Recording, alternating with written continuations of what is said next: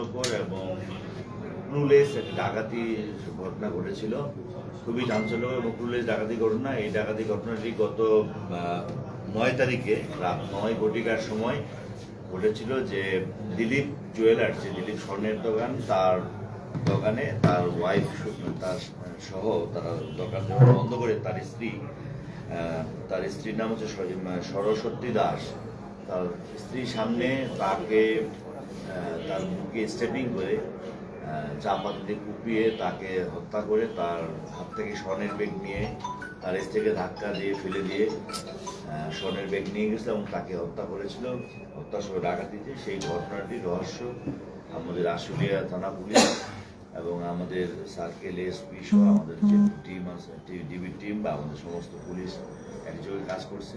কাজ করার পর আমরা পুরো ঘটনাটাই আমরা ডিটেক্ট করতে পেরেছি এবং মূল আসামিদের অ্যারেস্ট করেছি এবং লুণ্ঠিত স্বর্ণ আমরা উদ্ধার করেছি। তো এইটার মানে আপনাদের সামনে আজকে একটা মেসেজ দিতে চাই পরিষ্কারভাবে, সেটা হচ্ছে যে এই ডাকাতি ঘটনাটায় মূল কিলার ছিল দুজন, একজন নাম হচ্ছে রিপন, একজন আরিফ। তারা হচ্ছে চাপাতি দিয়ে একজন ডান পাশে ঘাড়ে কোপ মারে বা স্টেপিং করে। আরিফ এবং রিপন হচ্ছে আন্তজেলা ডাকাত দল। তারা দীর্ঘ 10 থেকে 12 বছর যাবৎ এই অঞ্চলে ডাকাতি করে এবং এই আরিফের বাড়ি হচ্ছে পাবনা সুজানগর থানায়। আমরা এই অভিযান চালিয়েছি রাজশাহী জেলায়, পাবনা সুজানগর, আশুলিয়া, সাভার, সব জায়গা থেকে। রাজবাড়ী, গোয়ালন্দ থেকে আমরা কালকে রাতে গভীর রাতে গ্রেপ্তার করছি আরিফ প্রামাণিক নাম, আর রিপনকেও গ্রেপ্তার করা হয়েছে আশুলিয়ার থেকে একটা চর নামক জায়গা থেকে, জাদুচর থেকে। যখন স্টেপিং করে আরিফ এবং রিপন, তখন তার হাত থেকে স্বর্ণের ব্যাগটা নিয়ে নেয় হচ্ছে মাসুদ রানা ও ইমরান। স্বর্ণের ব্যাগটা, এটা ডিউটি ভাগ করা ছিল কার কি ডিউটি। আর পাশে পুরো আতঙ্ক সৃষ্টি করেছে তালিম নাম, তালিম ককটেল বিস্ফোরণ করছে। যখন স্বর্ণের দোকান দিলীপ তালা মারার পর যখন সে মানে ঘুরে, তখনই তার স্ত্রীর সামনে তার বুকে এবং ঘাড়ে স্টেপিং করে রিপন এবং আরিফ প্রামাণিক। আর তার পূর্বেই হচ্ছে গিয়া তালিম ককটেলটা বিস্ফোরণ করে। ককটেল বিস্ফোরণ করার পরে একটা আতঙ্ক সৃষ্টি হয়।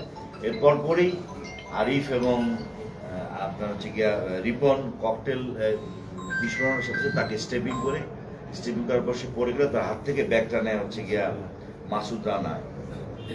এই তারা ব্যাগটা নিয়ে তারা গাড়িতে উঠে, আর গাড়ির ড্রাইভার ছিল মানে প্রাইভেট কার নিয়ে আসলো একটা, এই প্রাইভেট কারের ড্রাইভার ছিল আকাশ নাম। এটা একটা ডাকাত দল, আহত ডাকাত দল, এবং এই ককটেল বিস্ফোরণ এবং স্টেপিং বা চাপাতে কুপিয়ে তাকে মেরে ফেলে এবং স্বর্ণের ব্যাগ নিয়ে এই রিপন, আরিফ এবং তালিম ককটেল বিস্ফোরণ করে এবং স্বর্ণের ব্যাগ মাসুদ রানা ও ইমরান স্বর্ণের ব্যাগটা নিয়ে ওই যে প্রাইভেট কারের আকাশ ছিল সেই গাড়ি থেকে উঠে। আর এই স্থানটা পাহারা দিচ্ছিল হচ্ছে আরমান ও শাহ আলম নামে দুজন ব্যক্তি, ওদেরই ডাকাত দলের সদস্য আরমান এবং শাহ আলম। এবং ইমরান, শাহ আলম এবং আকাশ, আরমান, শাহ আলম এবং তিনজনই ভাই, আপন ভাই। এরা দিনের বেলা করে ফলের দোকানের ব্যবসায়ী, রাতে করে ডাকাতি। আর রিপন এবং আরিফ দিনের বেলা হচ্ছে অটো বাইক চালায়, বিভিন্ন পেশায় নিয়োজিত, রাতে করে ডাকাতি। এটা পেশাদার ডাকাত। এবং এই মামলায় তদন্তটা আমরা খুবই পুঙ্খানুপুঙ্খভাবে করব। প্রতিটি অপরাধের বিবরণ আমরা আলাদাভাবে বিশ্লেষণ করব।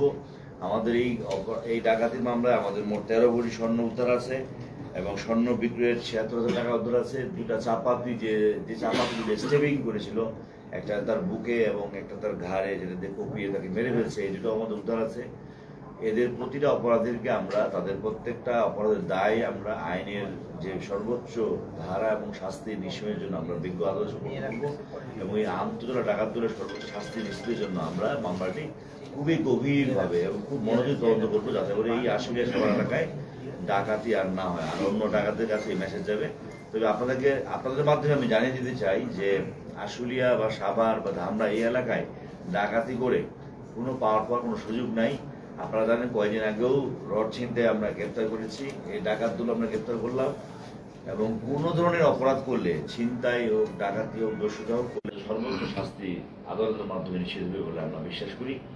আপনাদের যদি কোনো প্রশ্ন থাকে আপনারা নিতে পারেন। এবং এই আসামি সহ তাদের যে আমাদের উদ্ধার 13 ভরি স্বর্ণ যে উদ্ধার আছে, 2 চাপাতি উদ্ধার আছে এবং স্বর্ণ বিক্রির 76,000 টাকা আছে। আমরা রাজশাহী যে দোকানে বিক্রি করছি সেখান থেকে আমরা ওই দোকানদারকে আমরা নিয়ে আসছি। এবং এই তাদের দিলীপের যে স্ত্রী আছেন, তার সন্তান আছেন, তারা আছেন, আপনার তাদের সাথে কথা বলতে পারেন। এবং দিলীপের যে স্ত্রী সরস্বতী দাস, তার সামনে তার স্বামীকে এভাবে নির্মমভাবে হত্যা করেছে, যেটা আমাদের প্রতিটা পুলিশকে অত্যন্ত আহত করেছিল, মর্মাহত করেছিল। আমরা ওই দিন থেকে অভিযান শুরু করেছি। আমরা গতকাল খুব বেশি সময় লেখাইনি, আমরা গতকালকে এটা সফলতা অর্জন করেছি। আমরা পুরো টাকার দলকে গ্রেপ্তার করতে সক্ষম হয়েছি এবং আপনাদের মাধ্যমে পুরো আশুলিয়াবাসীর কাছে এটা মেসেজ যে আপনারা নির্ভয়ে আপনারা বাসায় ঘুমাবেন, আপনারা আপনাদের দোকান, যারা ব্যবসায়ী মার্কেট, আমরা অত্যন্ত গৌরীর মতো আপনাদের সমস্ত ব্যবসা বাণিজ্য, শিল্প কারখানা এবং আপনাদের জীবন পাহারা দেওয়ার দায়িত্ব আমাদের। আমরা সর্বক্ষণই থাকবো এবং আপনাদের যে কোনো ধরনের নিরাপত্তার জন্য আমরা আছি প্রস্তুত। এবং এই জাতীয় ঘটনা যদি আবার কেউ ঘটায় আমরা তাদেরকে তাৎক্ষণিকভাবে আবার গ্রেপ্তার করে আইনত নিয়ে আসবো। আপনাদের সকলকে ধন্যবাদ। যেটা বলছিলেন যে রাতে দিনে হচ্ছে অটো চালায় আর ব্যবসায়ী রাতে হচ্ছে ডাকাতি করছে, তো এই যে আমরা যে দেখছি যে মহাসড়কে কি পরিমাণ অটো বেড়েছে, তো আমরা কিন্তু এটা রাস্তায় যখন চলাফেরা করেছি অনেকে কিন্তু এই মন্তব্য করেছে যে এটা কোথায় ছিল, এখন যে আসলে এইভাবে রাস্তায় এত অটো চালক, একজন নাকি মিষ্টি ব্যবসায়ীও আছে এর মধ্যে। তো এই যে অটো যে মহাসড়কে দাপিয়ে বেড়াচ্ছে, এখানে কিন্তু যানবাহনেরও চলাচলে প্রত্যেকটা মানুষেরই অসুবিধা হচ্ছে। তো আপনারা কি এই জায়গায় কোনো কাজ করবেন কিনা? হ্যাঁ, শুনুন, এখানে তো ফলের দোকান শাহ আলম, যেটা বললাম যে শাহ আলম যে ফলের দোকান করতো আরমান, এটা ফলের দোকান না, সে হচ্ছে গিয়ে ছদ্মবেশে, আপনি যে বলেন ফলের দোকান করে ছদ্মবেশে, সে হচ্ছে গিয়ে ভাসমান দোকানদার। সে কোথায় ডাকাতিটা করবে এটা রেকি করে। আচ্ছা, এখন যে অটো চালায়, যেটা আমি বললাম, আপনি যে প্রশ্ন করছেন ভালো প্রশ্ন, সব ফলের দোকান বা সব অটো রিক্সা তো ডাকাত না। এখন এইটা তো আসলে আমরা গ্রেফতার করার পর ভাই ইমরান হচ্ছে আন্তর্জাতিক ডাকাত দলের সদস্য এবং সে ডাকাতের সর্দার, তার আপন ভাই শাহ আলম, আপনি যেটা বলছেন 30 বছর ব্যবসা করে, এখন 30 বছর যাবত করে না 20 বছর যাবত করে, এটা আমরা যখন রিমান্ডে নিয়ে আসবো এটা তো তারা ছদ্মবেশে। যেমন আমি আপনাকে বলি, আমরা আন্ডার কাভার বলে একটা শব্দ আছে আমাদের। আন্ডার কাভার বলতে আমাদের যে পুলিশের যে গোয়েন্দা এমন এক জায়গা আছে যে আপনি জীবন বুঝতে পারবেন না, সে বাদাম বেচতেছে না সিগারেট বেচতেছে না ফল বেচতেছে। তো ওই শাহ আলম যে ইমরানের যে ভাই, সে এইভাবেই গোয়েন্দাগিরি করে সে ডাকাতগুলির বিভিন্ন মানে তার এবং তথ্যগুলি সেটা এবং স্বর্ণগুলি তার কাছ থেকে পাওয়া গেছে। সে হচ্ছে গিয়া এই যে ডাকাতির মাল, আপনারা ভালো করে জানেন যে চোরাই মাল বা ডাকাতির মাল বা লুণ্ঠিত মালামাল আপনার কাছে মানে যার কাছে থাকবে এটা একটা অপরাধ, এটা আপনি নিতে পারেন না, বৈধ অবৈধ। এবং আমরা তো ওই স্বর্ণগুলি উদ্ধার করছি, মামলা ছিল। এবং এটা কিন্তু আমাদের প্রশিক্ষণ, আমাদের প্রচুর, এটা কিন্তু ম্যানুয়ালি আমরা তথ্যপ্রযুক্তি সাহায্য আমরা পরে নিয়েছি। প্রথমে ম্যানুয়ালি কিন্তু এখানে সিসিটিভিও আমরা যে ছবি পেয়েছিলাম একটা মাত্র, সেই ছবি দূরে, এবং প্রাইভেট কারটাও ছিল ভাড়া গাড়ি। এবং যে মোবাইল ইউজ করছে সেই মোবাইলটাও তাদের না, এই মোবাইলগুলোও ওই আরেকজনের মোবাইল, ওই সিএনজির অথবা ওই রিক্সাওয়ালার মোবাইল ছিনতাই করে নিয়ে ওইটা ইউজ করছে, মানে তাৎক্ষণিকভাবে ছিনতাই করে ওটা ইউজ করছে। তাহলে এই মোবাইল ট্রেস করে দেখা গেছে আমরা অন্য জায়গায় গেছি। কিন্তু দেখেন আপনি